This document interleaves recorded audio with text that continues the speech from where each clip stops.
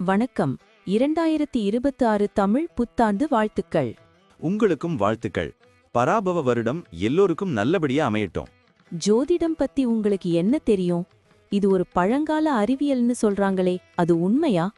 ஆமா, ஜோதிடம்ங்கிறது கோள்கள் நட்சத்திரங்களோட நிலைய வச்சு நம்மளோட எதிர்காலம், குணம், வாய்ப்புகள் இதையெல்லாம் கணிக்கிற ஒரு முறை.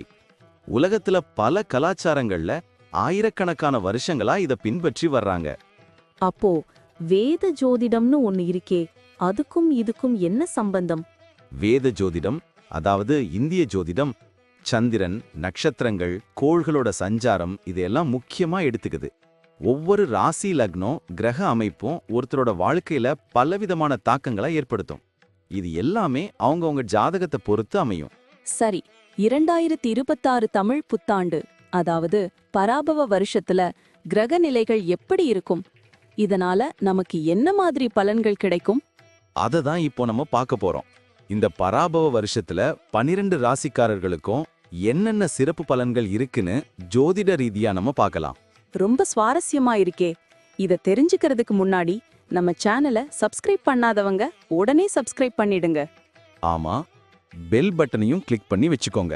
அப்பதான் நம்ம போடுற வீடியோஸ் உங்களுக்கு உடனுக்குடன் நோட்டிபிகேஷனா வரும். சரி, வாங்க வீடியோக்குள்ள போலாம். தமிழ் புத்தாண்டு 2026 மீன ராசிக்காரங்களுக்கு எப்படி இருக்க போகுதுன்னு தெரியுமா? அடடே, கண்டிப்பா தெரியும். மீன ராசிக்கு இந்த வருஷம் ஒரு கலவையான பலன்களை கொடுக்க போகுதுன்னு தான் சொல்லணும். நிறைய புது அனுபவங்களும் சில சவால்களும் காத்திருக்கு. ஆனா அவங்களோட இரக்க குணமும் உள்ளுணர்வும் எல்லாத்தையும் சமாளிக்க உதவும். அப்படியா? கேட்கவே ஆச்சரியமா இருக்கு. மனசு கொஞ்சம் அலைபாயம்னு சொல்றீங்க. அப்ப குடும்ப வாழ்க்கை எப்படி இருக்கும்? குடும்ப வாழ்க்கையில கொஞ்சம் கவனம் தேவை. ஆனா ஒரு நல்ல விஷயம் என்னன்னா, ஜூன் மாசத்துக்கு அப்புறம் குரு பகவான் 5ஆம் இடத்துக்கு பயிற்சி ஆகிறதுனால வீட்ல சுப நிகழ்ச்சிகள் நிறைய நடக்கும். கல்யாணம் ஆகாதவங்களுக்கு கல்யாணம் நடக்கும். குழந்தைகளுக்கு நல்ல எதிர்காலம், இப்படி நிறைய நல்ல விஷயங்கள் இருக்கு.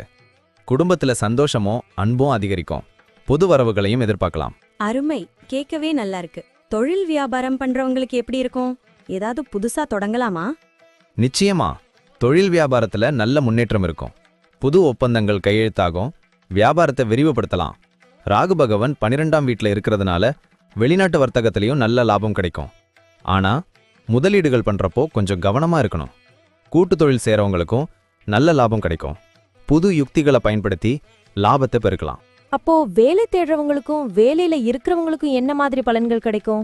வேலை தேடுறவங்களுக்கு நல்ல வேலை கிடைக்கும். வேலையில இருக்கிறவங்களுக்கு பதவி உயர்வு, சம்பள உயர்வுன்னு ஜாக்பாட் அடிக்கலாம். புது பொறுப்புகள் தேடி வரும். சக ஊழியர்களோட ஆதரவும் கிடைக்கும்.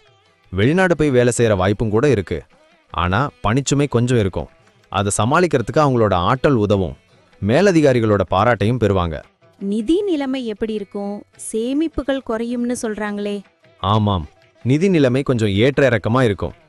எதிர்பார்த்த பணவரவு கொஞ்சம் தாமதமாகும். சேமிப்பு குறையறதுக்கு வாய்ப்பு இருக்கு.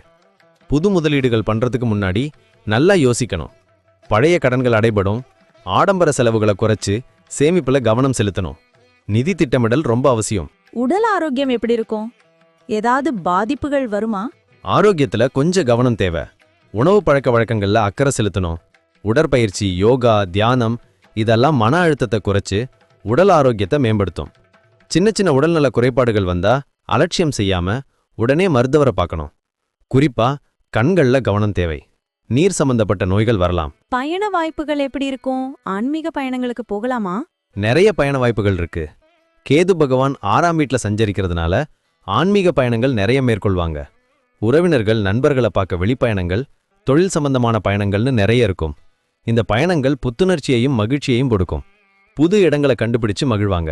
பயணங்கள்ல பாதுகாப்பா இருக்கணும். சனி, குரு, ராகு, கேது இவங்களோட சஞ்சாரத்தால என்ன மாதிரி பலன்கள் கிடைக்கும்? சனி பகவான் முதல் வீட்டில் சஞ்சரிக்கிறதுனால உடல் ஆரோக்கியத்துல கவனம் தேவை. மனசுல குழப்பங்கள் வரலாம். ஆனா ஆன்மீக நாட்டம் அதிகரிக்கும். குரு பகவான் 5ஆம் வீட்டில் சஞ்சரிக்கிறதுனால குழந்தைகள் மூலம் மகிழ்ச்சி, புது படைப்பு திறன், கலைத்துறையில ஆர்வம், காதல் விவகாரங்கள்ல முன்னேற்றம், திடீர் பணவரவுன்னு நிறைய நல்ல விஷயங்கள் நடக்கும். ராகு பகவான் 12ஆம் வீட்டில் இருக்கிறதுனால செலவுகள் அதிகமாகும். தூக்கமின்மை வரலாம். கேது பகவான் 6ஆம் வீட்டில் இருக்கிறதுனால எதிரிகளை வெல்வீங்க, கடன்கள் அடைபடும், ஆரோக்கியம் மேம்படும், புது வேலைவாய்ப்புகள் கிடைக்கும். அப்போ மொத்தமா 2026 மீன ராசிக்காரங்களுக்கு எப்படி இருக்கும்? ஒட்டுமொத்தமா ஒரு கலவையான ஆண்டாதான் இருக்கும். புது வாய்ப்புகளையும் சவால்களையும் எதிர்கொள்ள அவங்க தயாரா இருக்கணும். இரக்க குணம் அவங்களுக்கு உதவும். குடும்பத்திலையும் பணியிடத்திலையும் பொறுமையா செயல்படணும். இந்த ஆண்டு அவங்களுக்கு நிறைய அனுபவங்களை தேடித்தரும். எல்லா துறைகள்லையும் முன்னேற முயற்சி தேவை. எதிர்காலம் பிரகாசமா இருக்கும். இவ்வளவு நேரம் நம்ம பார்த்த இந்த பலன்கள்லாம் பொதுவானவை மட்டும்தான். ஆமாங்க, உங்களுடைய தனிப்பட்ட ஜாதகத்தை பொறுத்து சில விஷயங்கள்ல மாற்றங்கள் இருக்கலாம். இருந்தாலும் நாங்க சொன்ன பெரும்பாலான விஷயங்கள் உங்க வாழ்க்கையில நடக்கும்னு நம்புறோம். இந்த வீடியோ உங்களுக்கு பிடிச்சிருந்தா மறக்காம லைக் பண்ணுங்க, உங்க நண்பர்களோட ஷேர் பண்ணுங்க, அப்புறம் நம்ம சேனலை சப்ஸ்கிரைப் பண்ணுங்க. பக்கத்துல இருக்கிற ஆல் பட்டனையும் கிளிக் பண்ணி வச்சுக்கோங்க. அப்பதான் நாங்க புதுசா போடுற வீடியோக்கள் உங்களுக்கு உடனுக்குடன் நோட்டிபிகேஷனா வரும். உங்களுடைய எதிர்கால வெற்றிக்கு எங்களுடைய மனமார்ந்த வாழ்த்துக்கள். நம்பி வாழ்க வளமுடன்.